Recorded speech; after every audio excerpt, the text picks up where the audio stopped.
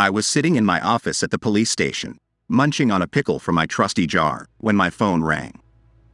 It was dispatch, with a new case for me. Detective Smith, we have a potential murder on our hands.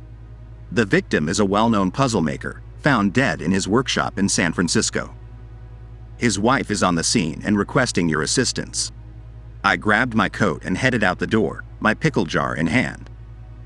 As I drove across town, I couldn't help but wonder what kind of case I was getting myself into. A puzzle maker, that was certainly an unusual profession. When I arrived at the scene, I was met by a group of officers and the victim's wife, Mrs. Elizabeth Thompson. She was a mess, tears streaming down her face as she told me about the mysterious invitation her husband had received just days before his death. It was a riddle, Detective Smith, she sobbed. He received it in the mail, and he was so excited to solve it. But now he's gone, and I don't know what it means. I nodded, making a note to follow up on the riddle. It was certainly an unusual detail, and it could potentially be a key piece of evidence in the case. As I examined the workshop and began to gather clues, I couldn't shake the feeling that this was going to be a strange and complicated case. But I was up for the challenge. After all, that's why they call me the Nose. I always sniff out the truth, no matter how hidden it may be. As I examined the workshop, I couldn't help but feel a sense of unease. The victim, Mr. William Thompson, was a well-known puzzle maker with a large following of fans and a lucrative business. But he also had a number of enemies, including rival puzzle makers and disgruntled customers. Any one of them could have had a motive for murder. But as I looked around the workshop, I saw something that caught my attention. There, on the desk, was a piece of paper with a riddle written on it. I recognized it immediately as the same riddle that Mrs. Thompson had told me about. I am hidden in plain sight, yet hard to find. Search for me in the light, but beware, I'm not always kind. I called my team over and we spent the next few hours trying to decipher the riddle. We brought in a local puzzle expert, Mr. Marcus Reed, to help us out. But no matter how we tried, we couldn't seem to get anywhere. As the day wore on, I began to feel a sense of frustration. This was a crucial piece of evidence, and we needed to solve it if we wanted to make any progress in the case.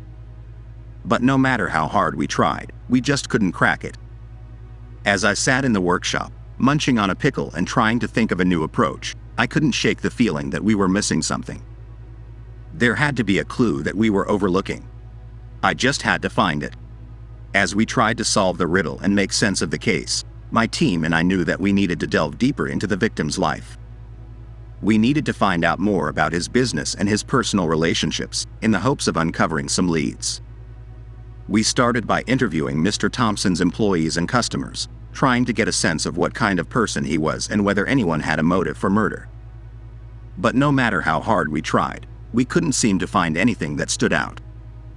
Everyone seemed to speak highly of Mr. Thompson, and no one had any obvious reasons for wanting him dead. As the days passed, we began to feel a sense of frustration. We were no closer to solving the riddle or finding any leads in the case.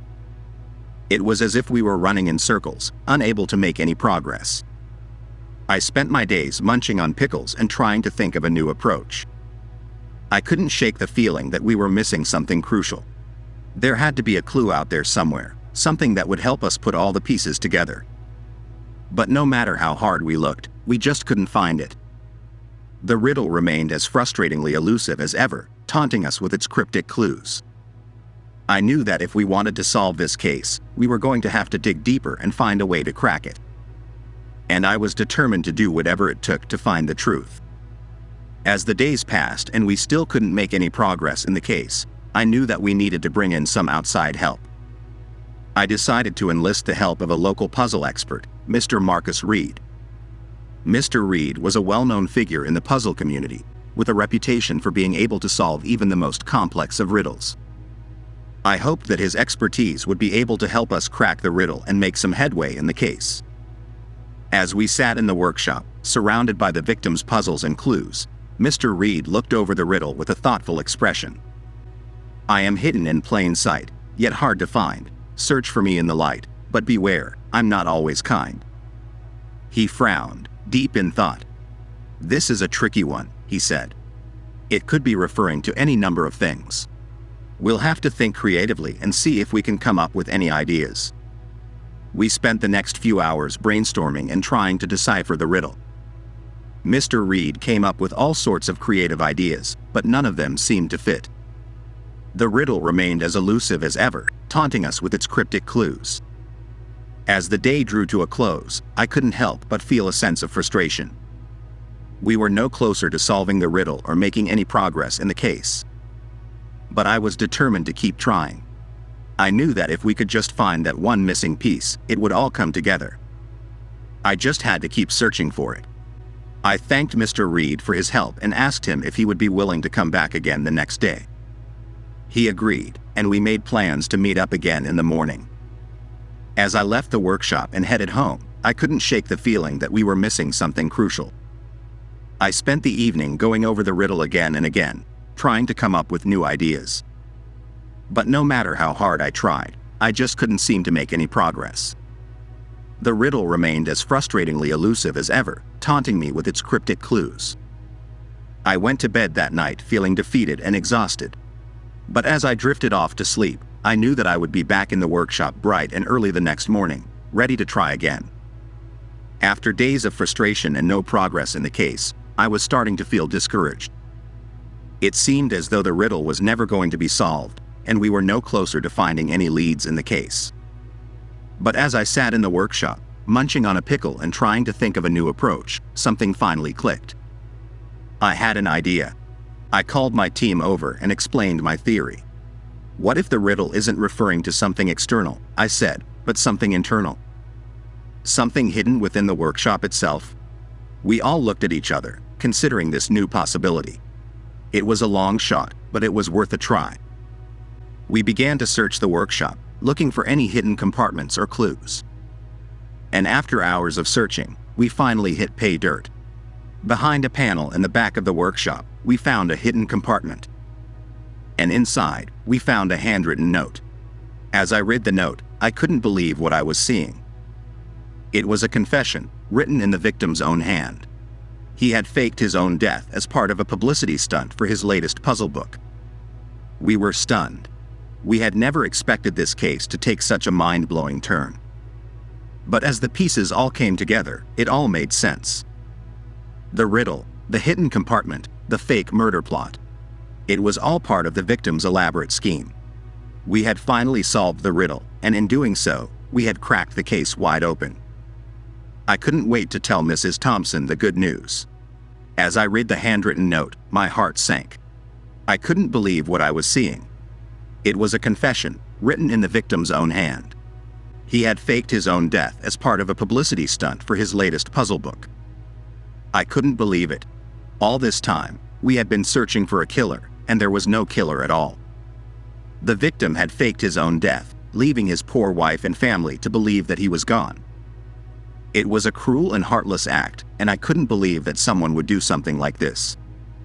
I called Mrs. Thompson and told her the news. She was shocked and devastated, unable to believe that her husband was still alive.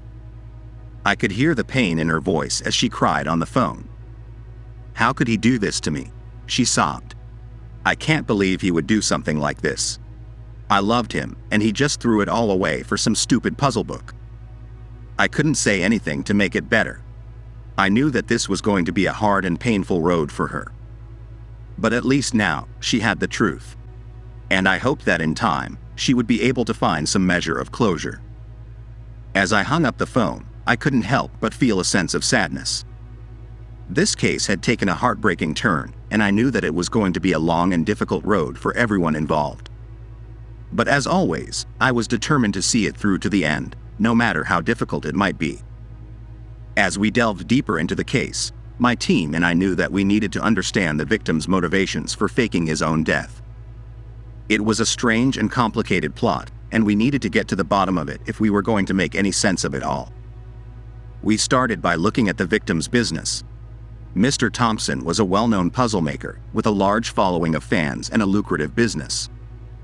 But as we looked into his finances, we started to see some strange discrepancies. It seemed as though Mr. Thompson was in deep debt, with creditors knocking on his door and threatening legal action. We also interviewed Mr. Thompson's employees and business associates, trying to get a sense of what was going on. And as we pieced together the story, a disturbing picture began to emerge. It seemed that Mr. Thompson was desperate to boost sales and save his business. And he had come up with a risky solution, faking his own death and using the publicity to sell more puzzles. It was a desperate move, and one that had backfired spectacularly. As we pieced together the story, I couldn't help but feel a sense of sadness. Mr. Thompson had been a talented puzzle maker with a love for his craft. But in the end, his greed and desperation had led him down a dark and destructive path. I knew that it was going to be a long and difficult road for Mr. Thompson and his family. But as always, I was determined to see it through to the end, no matter how difficult it might be. As the case came to a close, my team and I were finally able to bring Mr. Thompson back to his relieved family. It had been a long and difficult journey, but we had finally solved the riddle and uncovered the truth. As Mr. Thompson faced his wife and children, the guilt and remorse on his face was clear. He had made a terrible mistake, and he knew that he had a lot of explaining to do.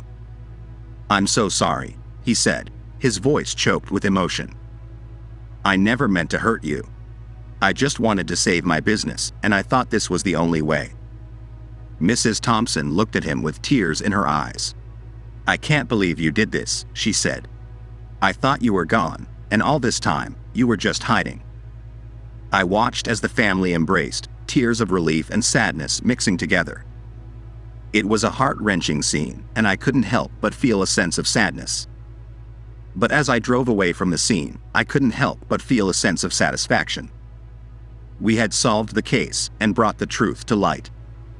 And as I munched on a pickle from my trusty jar, I knew that I had done my job. As I sat in my office, reflecting on the case, I couldn't help but feel a sense of sadness. Mr. Thompson's actions had caused so much pain and heartache, and I knew that it was going to be a long road to recovery for him and his family. But as I munched on a pickle from my trusty jar, I also couldn't help but feel a sense of satisfaction. We had solved the case and brought the truth to light. And as I looked back on all the clues and pieces of the puzzle, I knew that we had done our job. I couldn't help but wonder what Mr. Thompson was thinking now, as he faced the consequences of his actions. I hoped that he had learned his lesson, and that he would be able to make things right with his family. As I closed up my office and headed home, I knew that this case was one that would stay with me for a long time. It was a strange and complicated case, but one that had taught me a lot. And as I went home to my own family, I was grateful for the reminder of how precious life is, and how easily it can be taken for granted.